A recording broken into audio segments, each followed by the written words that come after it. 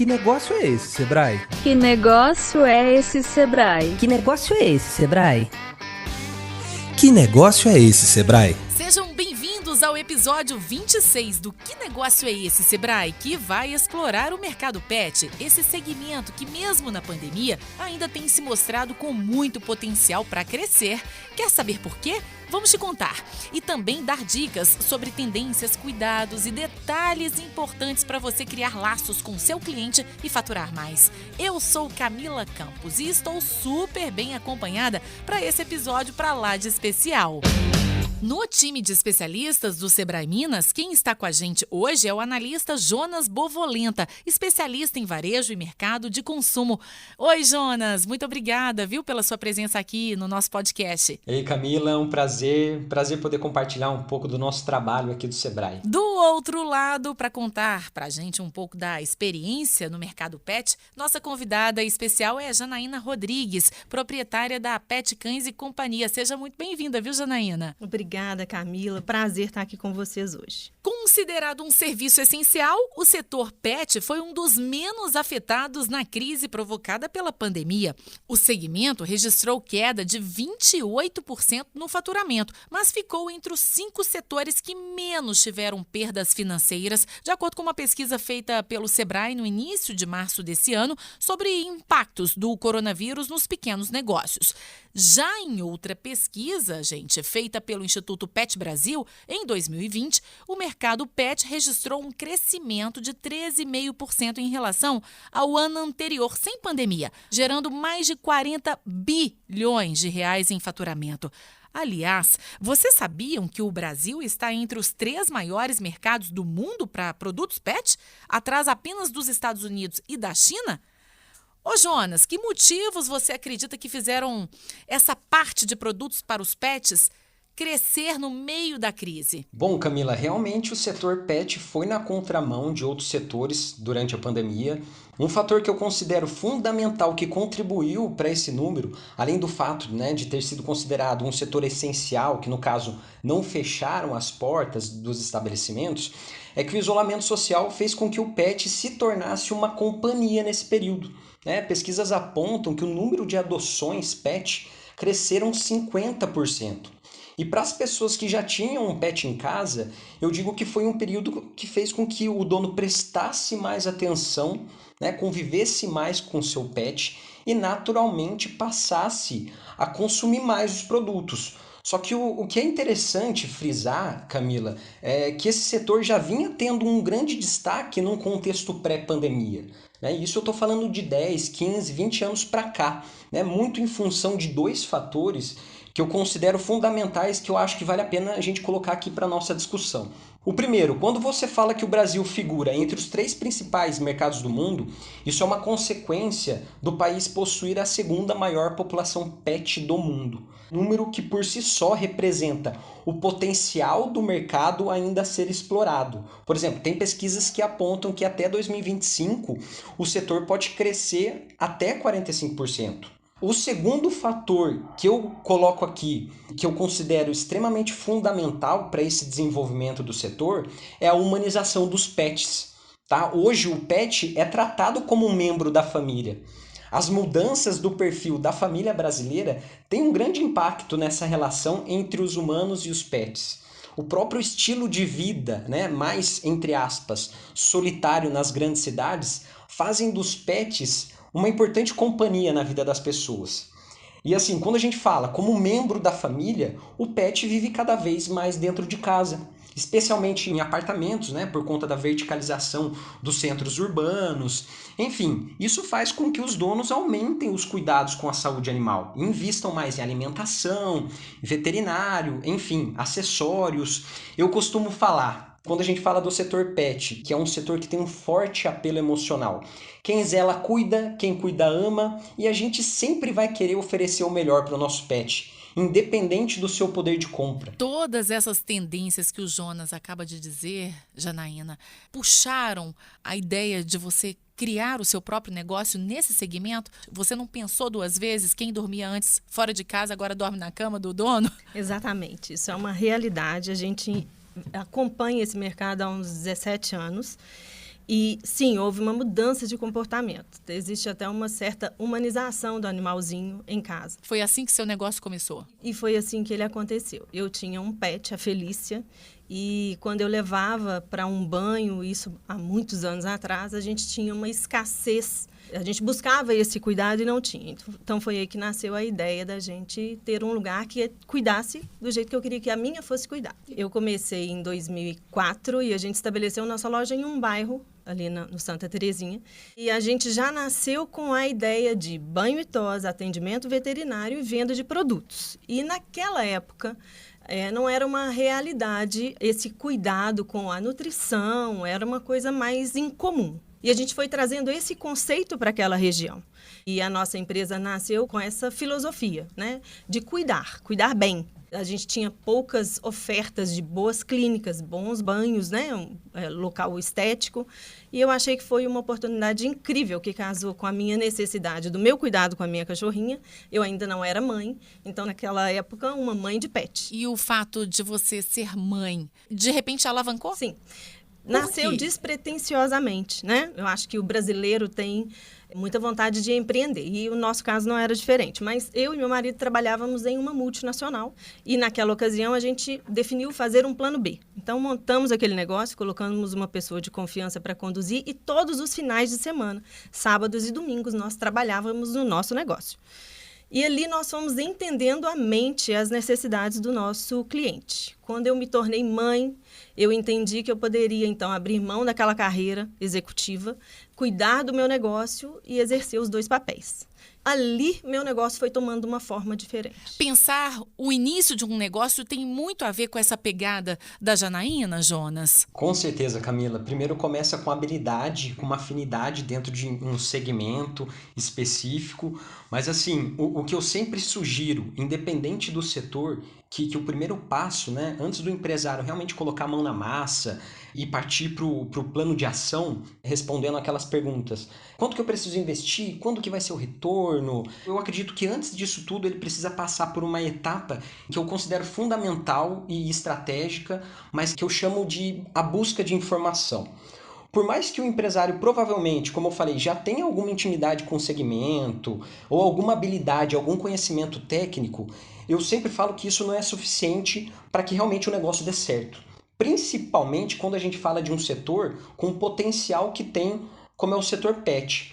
E nessa etapa de busca de informação, eu sempre falo que ele tem que responder alguns questionamentos. Por exemplo, o que o mercado está oferecendo dentro do segmento? Quais são as principais empresas, né, os grandes players desse mercado? Porque indiretamente você pode concorrer com elas. Dentro da minha região, existe alguma empresa parecida com a minha ideia de negócio?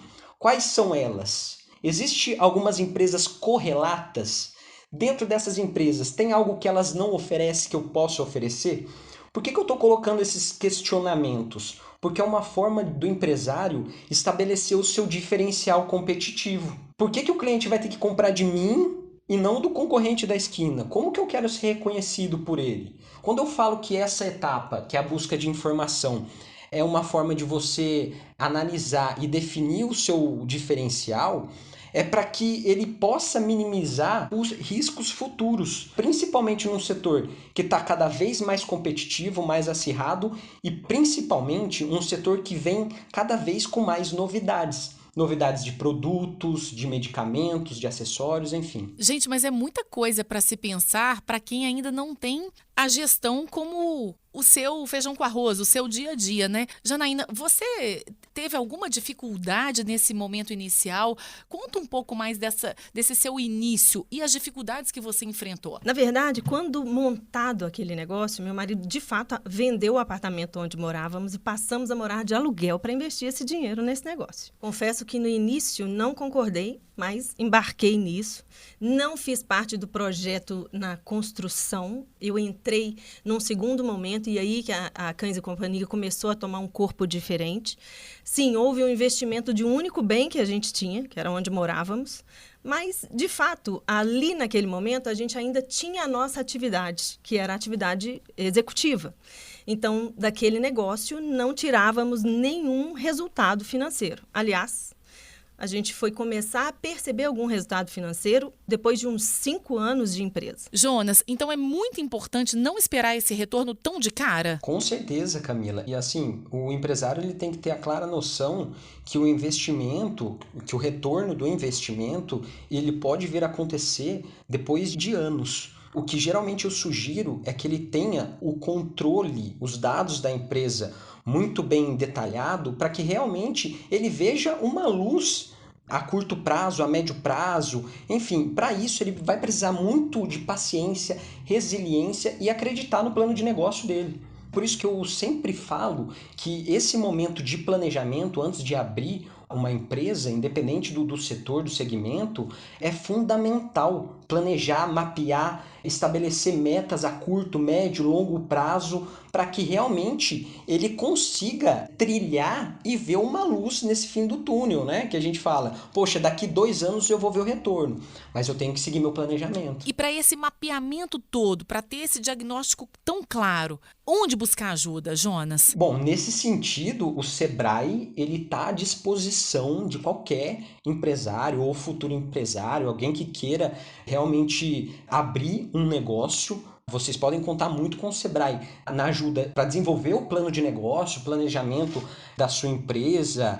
A gente está muito voltado para a gestão financeira, gestão mercadológica, gestão da inovação dentro da sua empresa. Nesse sentido, o Sebrae ele existe para vocês. Gente, e falando sobre como iniciar um negócio na área de pets, seja um serviço ou produtos, tem uma dúvida bem importante da proprietária do Pet Shop Espaço Cão, aqui de Belo Horizonte, que vale muito a pena a gente ouvir agora.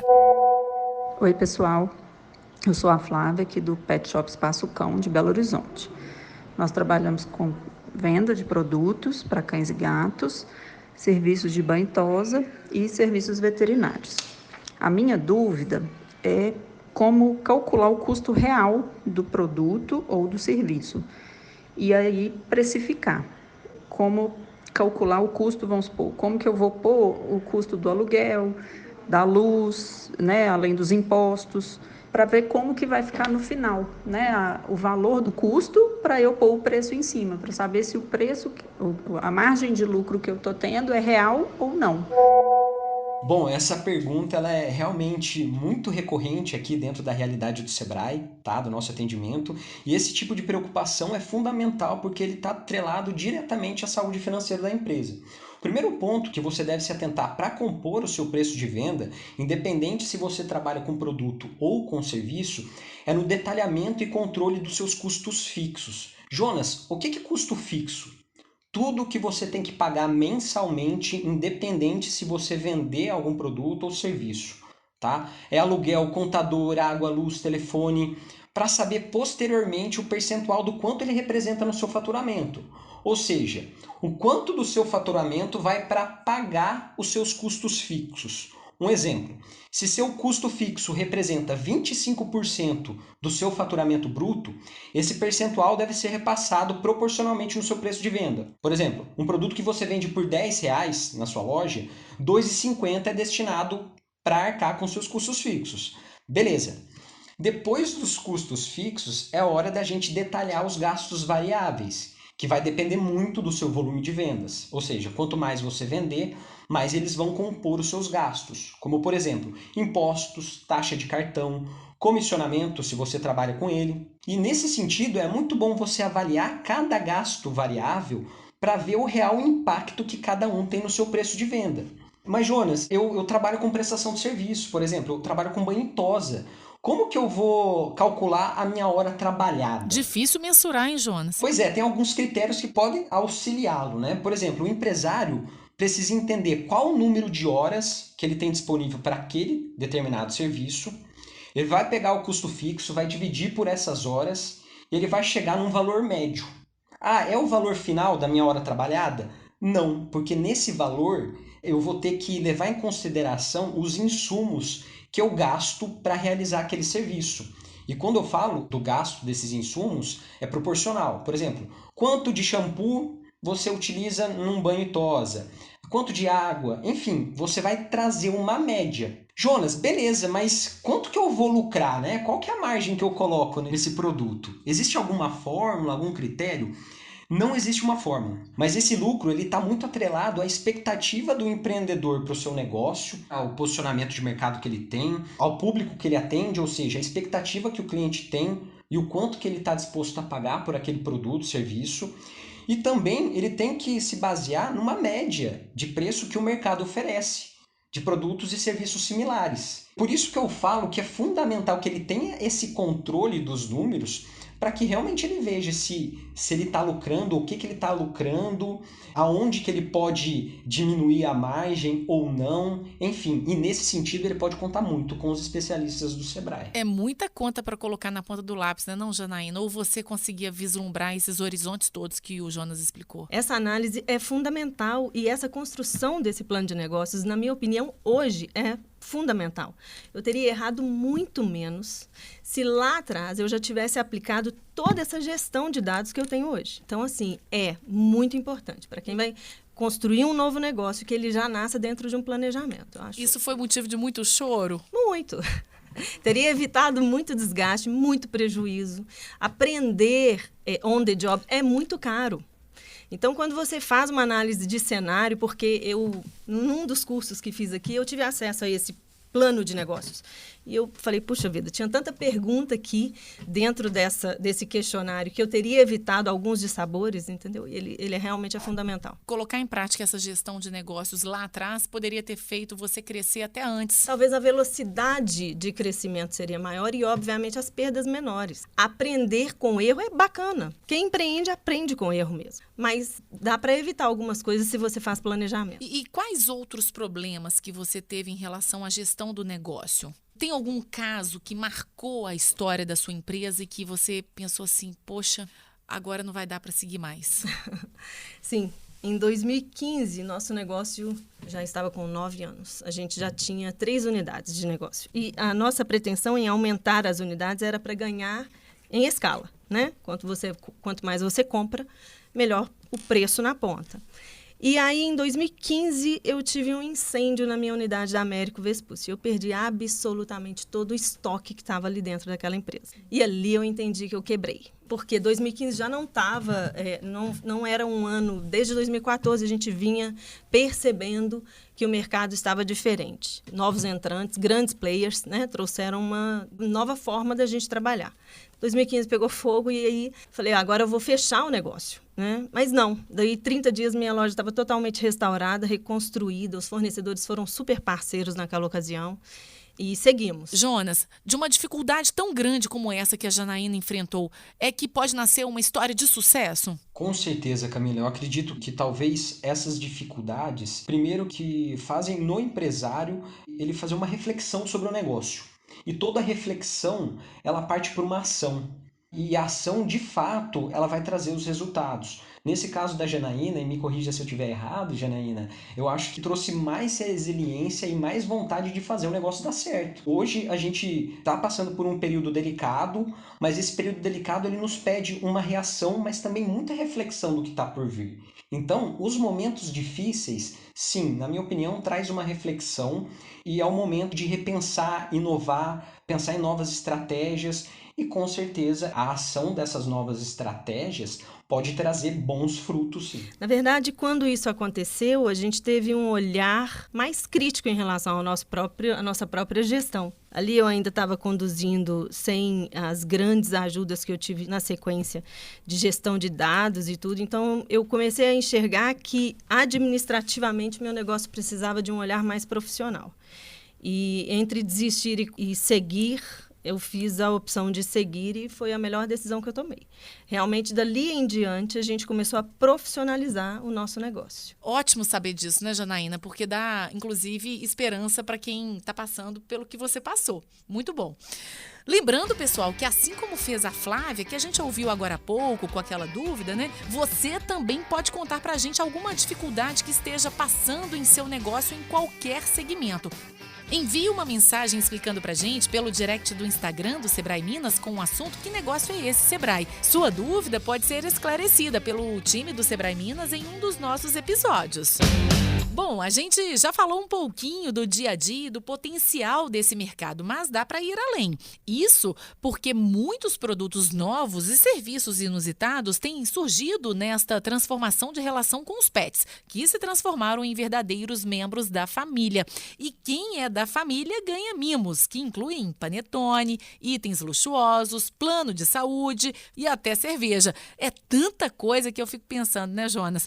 Quais estratégias que os pequenos negócios devem usar para escolher o mix de produtos? Digo porque os pequenos não têm tanto potencial de investimento para comprar como as grandes redes, né, Jonas? Pois é, Camila, o mix de produtos, eu sempre falo que ele tem que ser pautado pela demanda dos clientes. Por isso que os principais pontos para o empresário achar esse equilíbrio do seu mix, primeiro, é conhecer o seu público, é manter uma boa relação com ele para saber um pouco da expectativa de compra, o que ele espera, o que ele está precisando. E o segundo ponto é a gestão, o fluxo de saída dos produtos, né? Pois quem não mede não gerencia.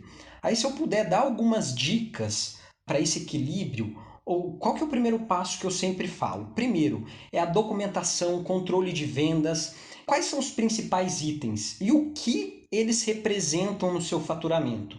É o que geralmente a gente chama de curva ABC. Principais itens e o quanto eles representam no seu negócio. No entanto, eu posso fazer uma análise da curva ABC sob uma outra perspectiva. Não só quantitativa, mas sim qualitativa, para começar a conhecer o seu público e as demandas.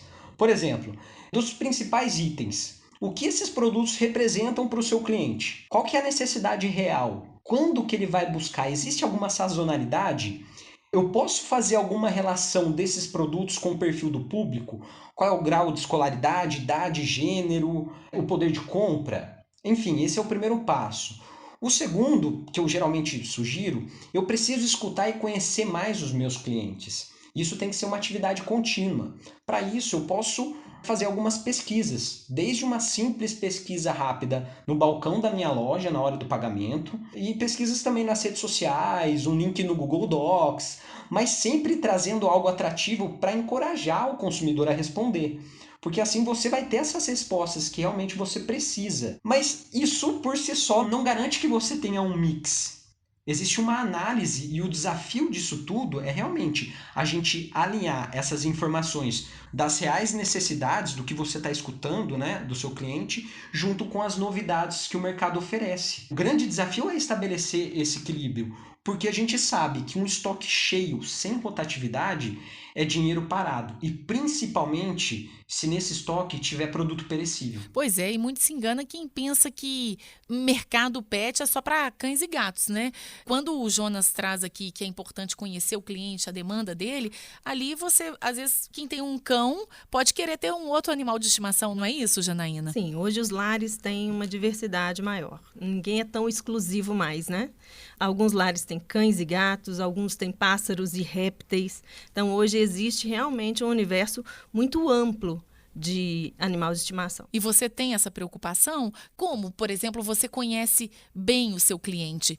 Não aquele cliente que compra toda vez, mas aquele cliente que você quer manter para você, para sua loja. A gente criou, inclusive na nossa empresa, uma forma de ouvir essa necessidade. Então, nos checkouts das lojas, eu tenho sempre um formulário de algum produto demandado com o qual eu não trabalho. A gente tem um mix muito grande nas lojas, e inclusive a nossa loja é reconhecida por isso, porque eu estou sempre acrescentando aquilo que o meu próprio cliente solicitou. Então, qual que é o ponto-chave? Esse cliente não quer comprar o alimento de cachorrinho comigo e ir buscar um alimento do roedor em outro lugar. Ele quer concentrar, ele quer praticidade. Então, o ideal é que você tenha realmente o atendimento em todas essas frentes. Como que eu mapeio essa necessidade? Ouvindo o meu cliente.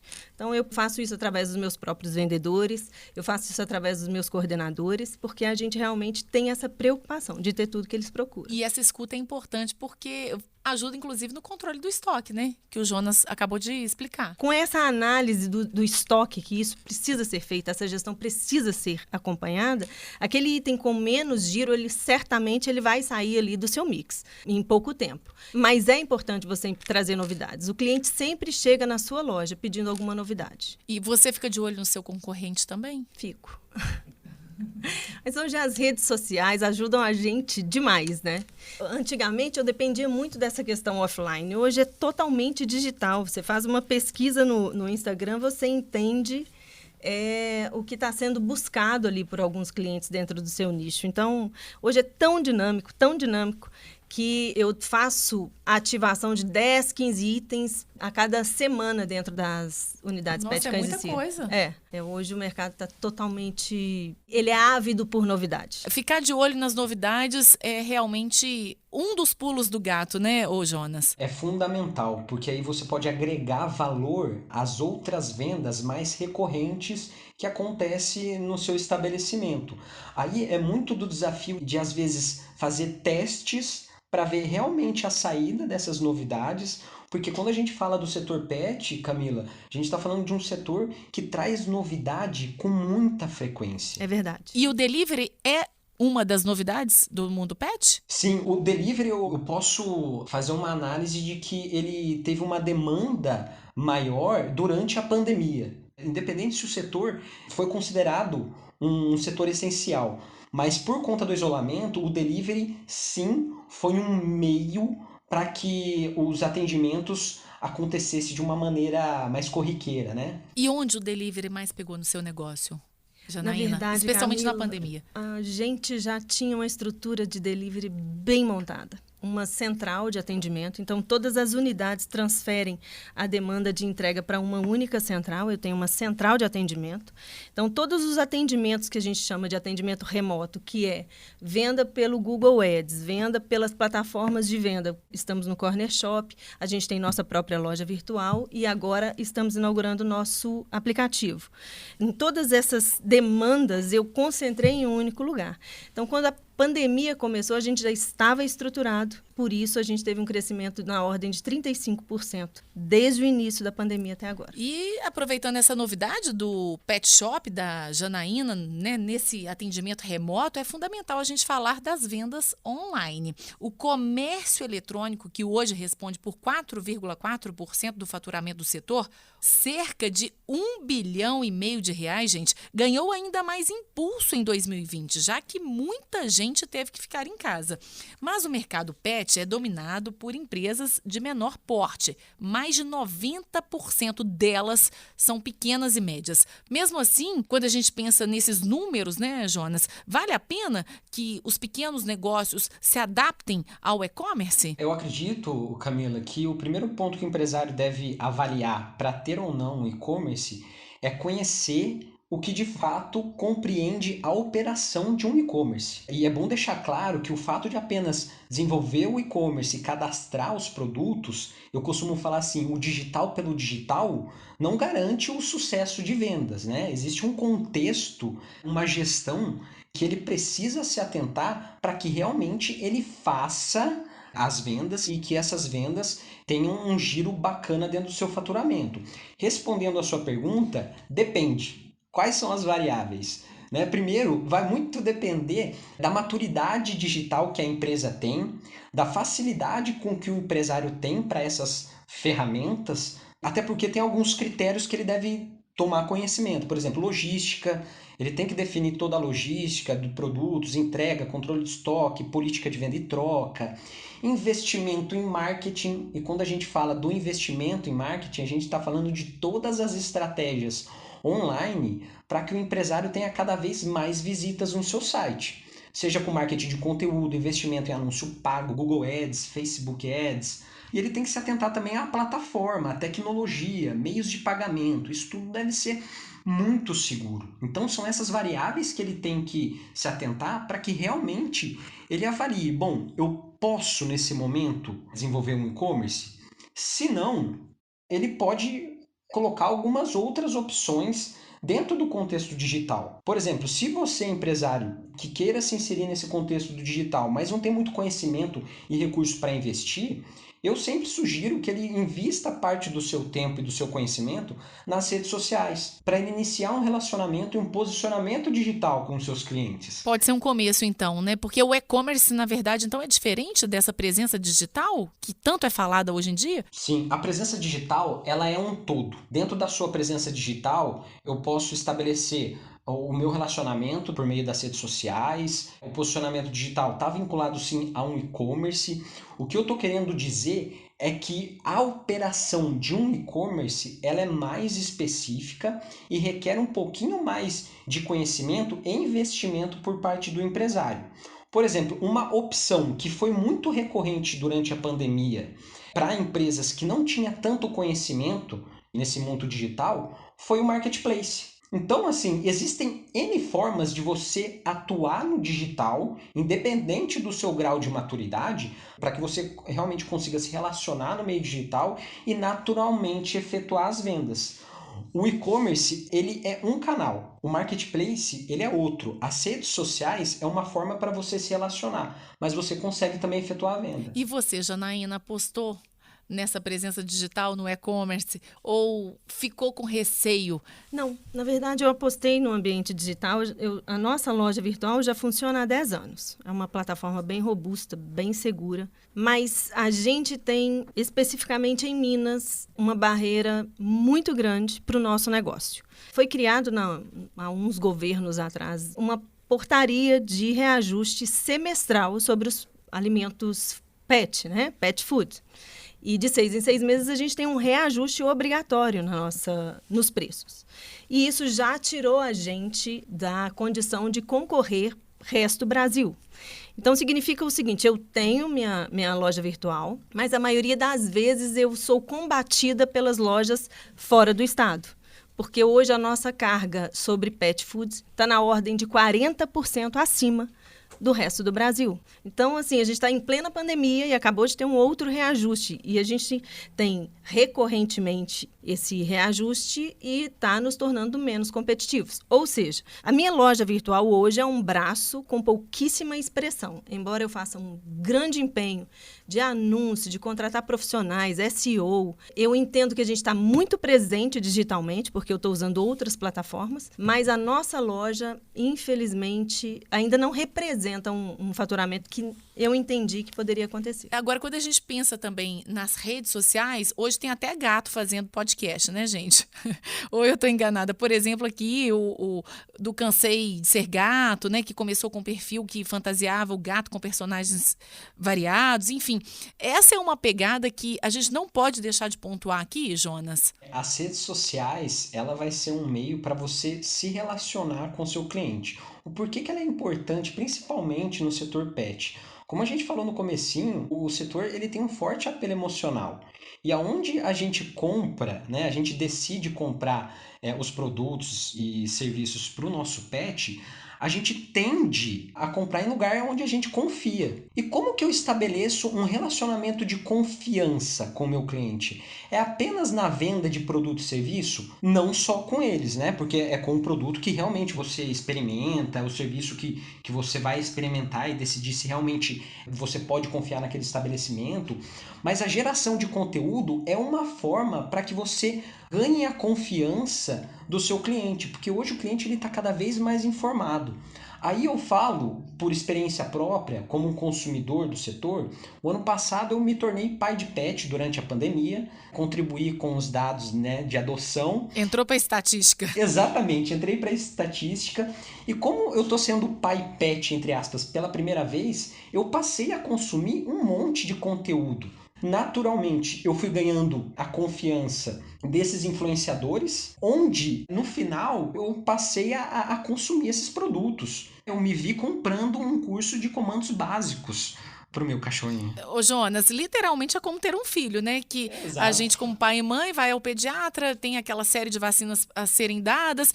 Com o filhote de cão, gato e outros pets não é diferente. Puxa vida, gente, quanta coisa nova para desbravar nesse mundo dos bichos. Mas além de pensar, né, em inovar, ficar de olho aí nas tendências, é importante garantir a satisfação dos clientes e assim crescer ainda mais.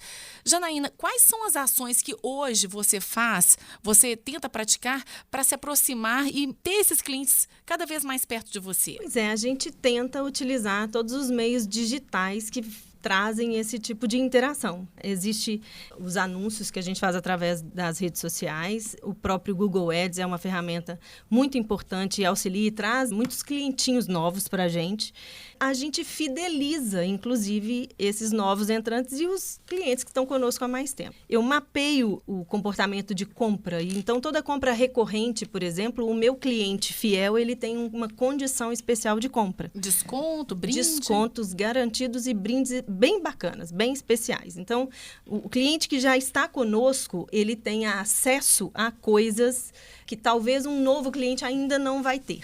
Tipo o quê? Uma cerveja para o cachorro? Um mimo? No Natal, por exemplo, a gente enviou panetones para os nossos clientes fiéis. Então, agora, no Dia das Mães, a gente faz uma ação específica do Dia das Mães, porque mãe de pet também é mãe. Mas né? aí o brinde é para o cachorro ou é para a mãe? Geralmente é para o pet.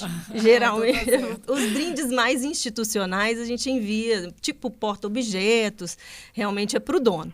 Mas, em geral, eu concentro muito no próprio pet. Tá certo, gente.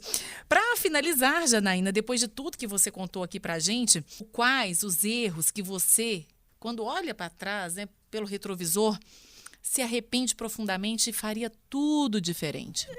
Na verdade, eu acho que todos os erros me trouxeram uma certa musculatura. Então, eu acho que tudo valeu a pena. Mas o que eu teria feito lá atrás que eu faço hoje é uma gestão mais assertiva. Eu trabalhei por alguns anos, eu acredito que uns 10 anos, no sensorial. Fluiu, foi bem, né? Hoje nós somos 6 unidades, mas poderia ter tido um pouco mais de assertividade se tudo tivesse sendo feito como está sendo feito hoje. Aquele sensorial que muitas vezes mistura o dinheiro da empresa com o dinheiro próprio, com o dinheiro que não é seu, o dinheiro que entra na empresa. Eu nunca fiz isso. É mesmo? Mas é um erro comum, né, Jonas? Não, você acredita que eu sempre separei? É um erro muito recorrente.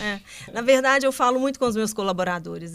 O menor salário da empresa é o meu. Na verdade, um empreendedor não tira, né? A gente reinveste muito. O meu negócio, ele foi todo construído em cima do reinvestimento do próprio negócio. Então, eu me lembro que a gente fez um investimento inicial daquele apartamento e fomos morar de aluguel, mas dali em diante a gente não tirava muito das nossas de renda pessoal. Por quê? Porque a gente sempre teve isso muito separado. Nós nunca misturamos as finanças do negócio com a nossa vida pessoal. Hoje eu vejo que isso foi muito importante. A injeção do capital sendo do próprio caixa e a gente não confundindo essas contas pessoais com as contas de CNPJ foi muito importante para o nosso negócio. Mas, para responder a sua pergunta, o que eu faria de diferente era ter trazido para o meu negócio essa gestão real e não tão sensorial durante tantos anos. Realmente, o mercado para pet é um mundo de oportunidade com muitos desafios. Nem eu sabia que tinha tanta coisa para esses bichinhos. Queria aproveitar, inclusive, que já estamos na reta final do nosso episódio e agradecer a sua presença, viu, Janaína? Janaína Rodrigues, proprietária da Pet Cães e Companhia, que esteve conosco contando a sua saga desse segmento. Janaína, muito obrigada, viu? Camila, eu que agradeço. Ô, Jonas, eu queria aproveitar também para agradecer a sua participação, né? E queria que você desse alguma dica ou algumas dicas para quem quer começar nesse mercado, mas não sabe como. Bom, agradecer o convite, tá? Para mim foi um prazer poder compartilhar um pouco da nossa realidade aqui. E se eu puder dar algumas dicas para os empresários ou para quem quer se inserir nesse mercado, gente, informação nunca é demais. A gente está vivendo um período extremamente delicado, onde a transformação digital ela vem sendo acelerada. Isso tem que fazer parte do seu negócio. Hoje o cliente está cada vez mais informado. Enfim, quando eu falo que informação nunca é demais, vocês podem contar muito com o Sebrae nesse sentido. Para a gestão empresarial, para a gestão financeira, gestão mercadológica. Enfim, esse é o recado final.